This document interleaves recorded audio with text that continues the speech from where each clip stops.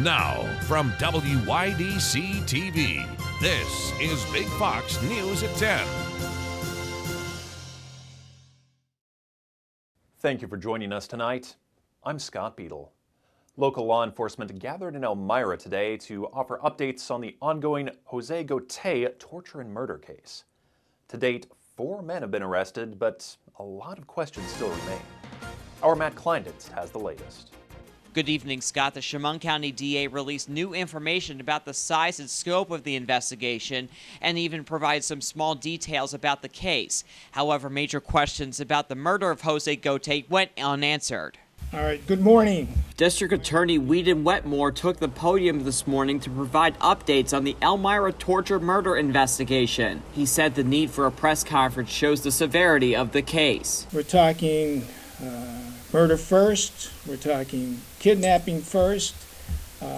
We don't get a lot of those. Wetmore and other officials released some new information about the case. It's now believed that Jose Gotay knew the 4 suspects in custody prior to his death. It's also believed the suspects started committing the crimes on Partridge Street before moving to West Avenue. However, questions about the motive, ringleader, and connection to Elmira went unanswered. We can't tell you that. I can't get into why those were used. No comment on that. We're going to be reluctant to give you any more information. That's evidentiary. The DA also didn't clarify if the separate kidnapping case in Ontario County is related to the Gotay murder. Wetmore says all 4 suspects could face life in prison if convicted. The cases have been adjourned to sometime in October or November. Matt Kleinditz, Big Fox, WYDC in Corning.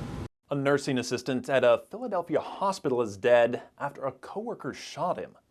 The 55-year-old gunman shot the 43-year-old man on the 9th floor of Thomas Jefferson University Hospital, then left the scene in a U-Haul van. An hour later, police say they found him nearby while responding to a call about a man in scrubs firing a weapon. He engaged those officers in a gunfight, hitting one in the elbow and another in the nose. Officers shot the suspect when they returned fire. They say he was wearing body armor and carrying multiple weapons, including a gun believed to be an AR-15. The officer shot in the elbow is in critical condition, and the officer shot in the nose is stable. That suspect is also in critical condition, but is expected to survive. Facebook, Instagram, and WhatsApp experienced a major outage today, impacting users around the world. This comes after a Facebook whistleblower ignited a firestorm, releasing internal documents from the company and revealing her identity in a bombshell interview with 60 Minutes. In that interview, she accused the company of prioritizing profits over the public good. Isabel Rosales is in Washington with the former employee's claims and the pushback from the social media giant.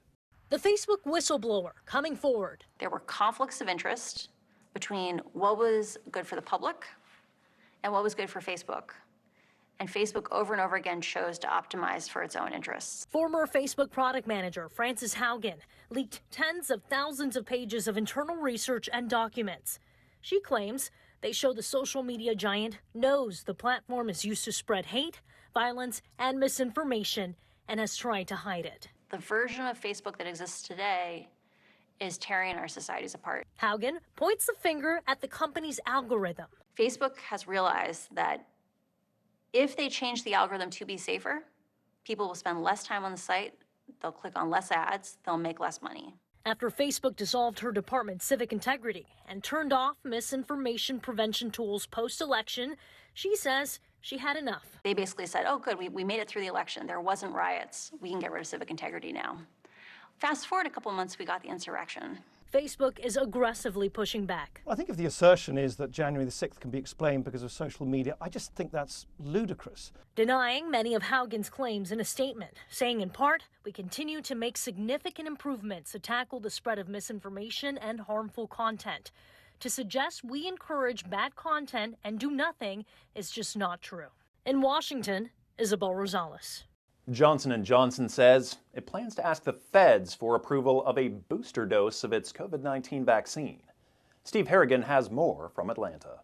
There could soon be another COVID vaccine booster authorized by the FDA. Johnson & Johnson formally asking for emergency use authorization for its booster shots, which increased the vaccine's effectiveness from 71 to 94%. That authorization could come as early as October 15th, following an FDA meeting focused on boosters and vaccines for young people. And a growing number of doctors say the boosters could become an annual event. We're moving from an epidemic to an endemic phase. That is, we've got to learn to live with it. The announcement comes just 3 days after Merck announced its COVID-fighting pill cut hospitalizations in half in a large-scale trial, leading some to suggest vaccination should no longer be a priority, a theory rejected by federal health officials. That's such a false narrative if someone says, well, now you have a drug.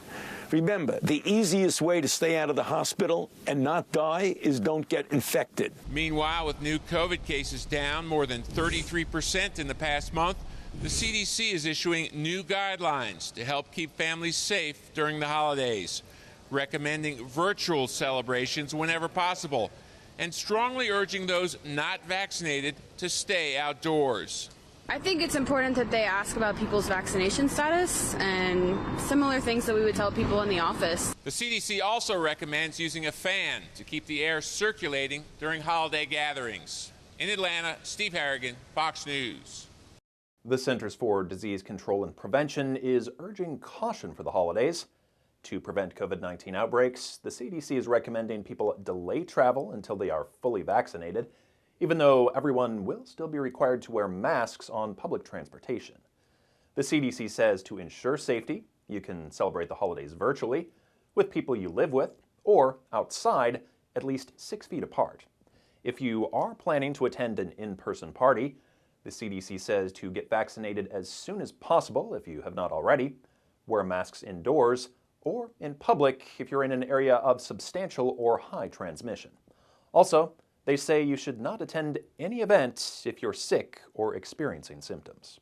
Runners took over downtown Corning for the 40th annual Wineglass Marathon on Sunday. Contestants from around the country came and were cheered on by friends and family, despite the rainy conditions. Donnie Coert from North Carolina won the marathon with a time of 2 hours, 20 minutes.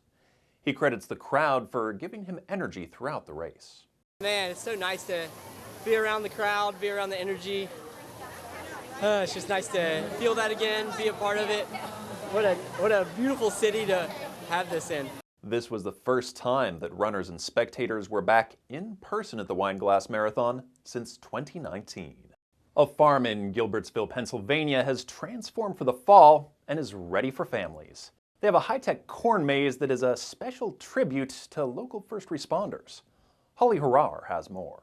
A farm in Montgomery County is sounding the alarm on its unique corn maze attraction. They've got the ears, you bring your thinking caps for a fun fall activity honoring area first responders. I created the whole maze myself. We used a GPS system this year. On the ground and inside the carefully crafted corn maze, Rachel Tretton shows us the lay of the land. This isn't just your miscellaneous maze. It's what they call high tech. No map is handed to you. You work for it. As you collect the pieces, you're actually outlining the maze to find your way around. It does take about 2 hours to go through. We do offer different ways for them to get out if they need to get out for any reason, such as a 6-foot flag to wave for help. We have a corn kernel in the tower. He'll radio the corn police. They're known as the corn cops. And they'll come in and help get out, find a piece, whatever you need help with. There's help if you need it, a common theme here at the Gilbertsville farm. That's why the maze is etched out this way. Without them, our world would be in a difficult place. So we definitely need them, and we just want to honor them. The farm is open Fridays, Saturdays, and Sundays throughout October. Democrats are back to the drawing board on their domestic agenda. A massive spending package is in limbo because progressives and moderates have thus far been unable to reach an agreement on a price tag. Party leaders know they'll have to find common ground as Republicans are united in opposition to the legislation. Madeline Rivera has more. Democrats are pushing forward with talks on two major bills, infrastructure and social spending, despite missing a self-imposed deadline to get the former passed last week. This time, the Biden administration says it's not being held to an artificial timeline. This is just about delivering and making sure that we deliver both bills to the American people. Still, House Speaker Nancy Pelosi is setting October 31st as the new deadline for the passage of the $1.2 trillion bipartisan infrastructure bill. But first, the party must reach a compromise on the larger package, because progressives say they won't support infrastructure without it. It's never been about the price tag. It's about what we want to deliver. The top line number is key, though, for two holdout senators, Joe Manchin and Kyrsten Sinema, who are calling for a smaller package. Manchin says he'll back a $1.5 trillion bill. I'm listening to Kyrsten Sinema and Joe Manchin, as Chuck Schumer is, every single day. As negotiations on the two pieces of legislation continue, President Biden is warning about a more immediate deadline, October 18th. That's when the U.S. is expected to exhaust its cash reserves unless Congress raises or suspends the debt ceiling. Republicans say Democrats should do so on their own. They're threatening to use their power, to prevent us from doing our job, saving the economy from a catastrophic event. In a new development, the Senate parliamentarian has ruled that a standalone bill aimed at raising the debt limit can be passed through reconciliation, which only requires a simple majority. In Washington, Mallory Rivera, Fox News. Still ahead tonight, delivery services from the United States Postal Service just got a little longer for some and a little more expensive for everyone. I mean, honestly, it feels like sabotage. Like, it feels like they're trying to make us not want to use the USPS and go through, like, privatized companies. We'll hear from some customers who say this new delivery standard and pricing is their last straw. Here's your local stock market update from Big Fox.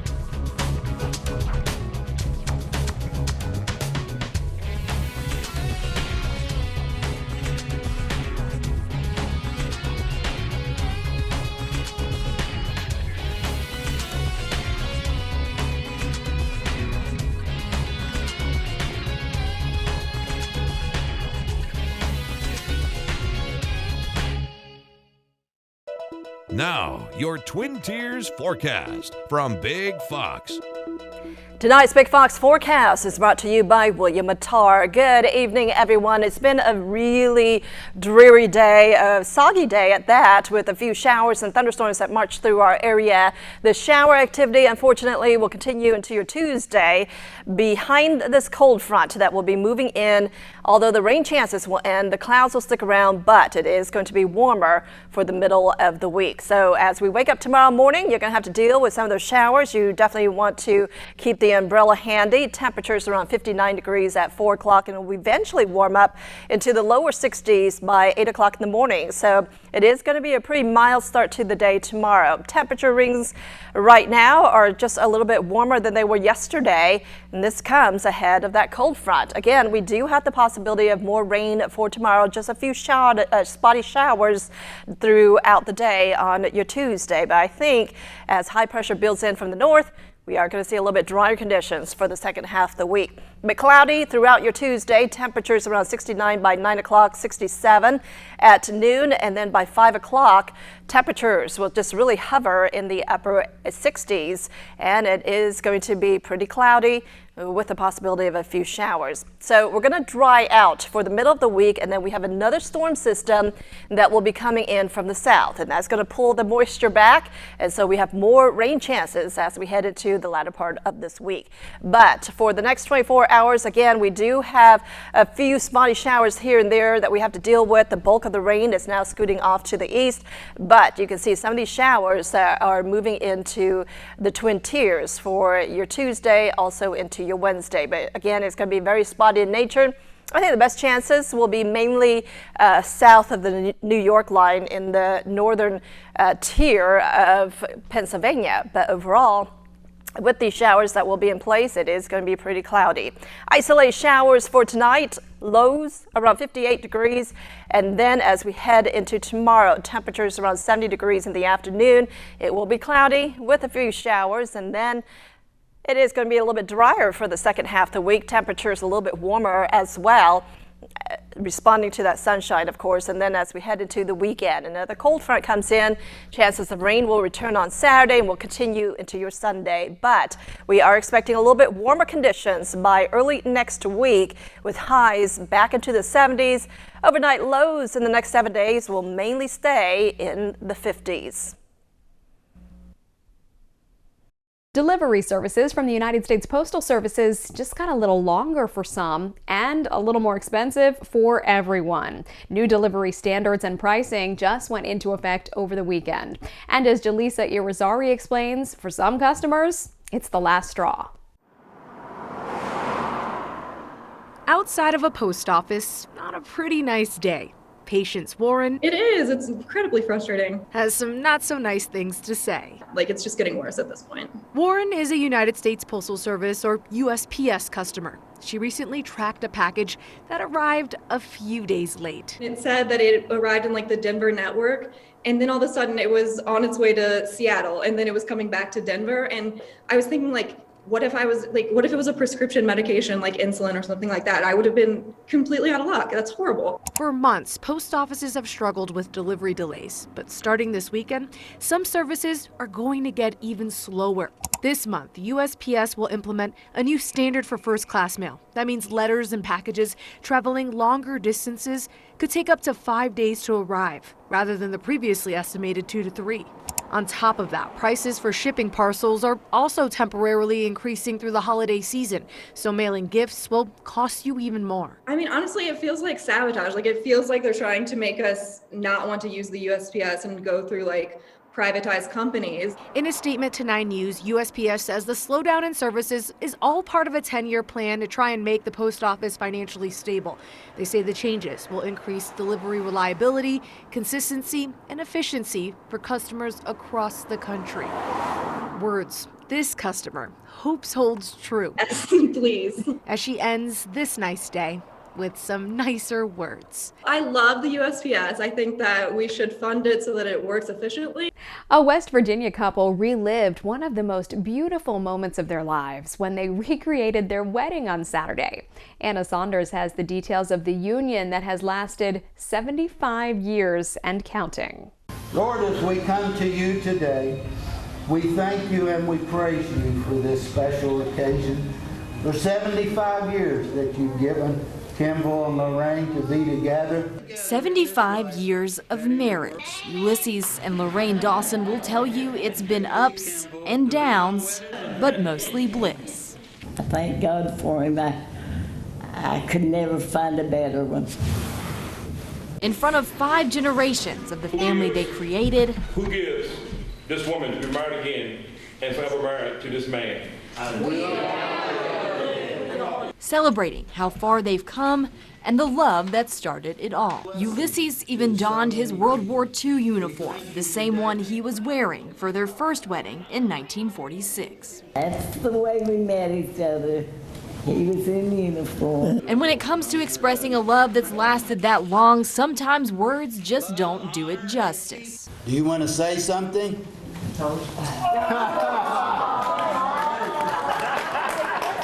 Be sure you love each other.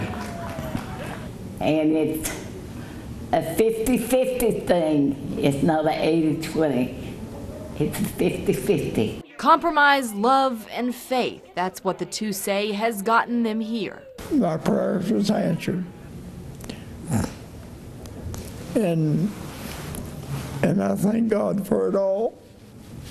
Times have certainly changed since 1946, when Lorraine was a girl from Boone County who saw a Sissonville boy walking down the street. But today, clearly what started then was a firm foundation built to last. And I said the knot was tied awful tight. And it's still holding. A New Hampshire man is recovering after going into cardiac arrest while saving a woman from a burning house. Mike Cronin spoke to the Good Samaritan who gave him CPR while also helping to rescue the elderly woman. We got you! Lariana Garvis recorded the harrowing scene on her cell phone. The windows were getting blown out from the flames. Friday night, she was driving by a house fire on Forest Park Drive in Nashua. Garvis flagged down another driver, saying that person and a neighbor kicked in the front door. Moments later, rushing out, carrying a 97-year-old woman. We got you! Huh? We got you! Across the street! Across the street! Get her across the street! Is anybody else in the house? No. She was still in her little living room chair, her little velour chair. She was just sitting in there. She did have some burns. Out of the house along with her dog, it seemed everyone was safe. But then... Is he okay? The neighbor who helped rescue that woman then collapsed. Is he vomiting? No. Roll him on his side. Roll him on his side. Firefighters say he went into cardiac arrest. Is he breathing? I realized my phone was still in my hand, so I just kind of tossed my phone and just instantly started compressions. I didn't stop. I kept talking to him. I said, listen, man, I said, you just saved her. You're not dying. Garvis continued CPR right up until EMTs took the man away by ambulance. She says he's recovering now. She talked to him on Saturday. He said, I don't remember it, but I love you for it. And he said, you did it number because I am sore. Garvis can laugh about it now, but she says it was a terrifying situation. She and the others were in the right place at the right time. Everyone can be a hero every single day. You never really know what's going to happen to you. I was just, driving home and I just happened to see it. Tomorrow is National Fruit at Work Day. It's marked every year on the first Tuesday in October. People are encouraged to pack fruit in their lunch, eat it as a snack at their desk, or try a new fruit-filled recipe. You can squeeze even more out of the celebration by dressing up in your fruitiest outfit, maybe wearing something with some fruit on it. The holiday was founded to promote the benefits of getting more fruit in your diet. You can use the hashtag #FruitAtWorkDay to share your fruity festivities on social media. A Georgia family was in shock after coming home to find their home broken into. But that shock turned into disbelief after they learned who was responsible. Caitlin Ross has the unbelievable story. And Jamar rushes home and walks in, and there's glass everywhere. Glass everywhere, the front door wide open. Jamar and Crystal Williams are thankful they weren't home at the time of the break-in. They don't know what the thief would have done. I call and make a police report. They come out and investigate. They search the whole house. Nothing was stolen, so they didn't understand why. They checked all of the rooms. All of their valuables were still there. They're like, do you have something in the walls hidden? I'm like, no. There were holes in the walls, though, that they couldn't explain, and the damage to the door was catastrophic. They were stumped until they remembered their doorbell camera. It pulls up where I can kind of pull up the screen. Wait for it. Just in case you didn't catch that at full speed, let's run it back. It's so insane you have to show someone the video. Yeah. Because it's like there's no one anyone would believe you without the video. The burglar was a buck who hooved it out of there 45 seconds later. There was no blood or anything, so I don't think he got too hurt, but that, maybe like, a concussion. headache. Yeah. A headache. Got a little headache. While there was no blood, the deer didn't cover his tracks inside. And this is the little hole from the antler back here. The Williams say they're still shocked. I'm like a little traumatized. When I come downstairs to go to work now, I gotta like kind of just throw it open real quick and just kind of look, because I don't know if he was gonna pop back up. I don't know. We want to leave you with a smile tonight. If you like scary movies so much that you would want to live inside one for a night, you're in luck. Airbnb is offering Scream superfans a stay at the home where much of the original film took place. How much will it cost you? Only $5 if you manage to snag a reservation, that is. Airbnb has renovated the original house in Northern California, and it looks almost exactly like it did in the 1996 film. The home will host 3 one-night stays throughout the last week of October, concluding on Halloween night, with room for 4 guests per stay. Booking opens on October 12th. $5? You would probably have to actually pay me to stay there. I'm too scared. From our whole team, thank you for joining us. We hope you have a restful and peaceful evening.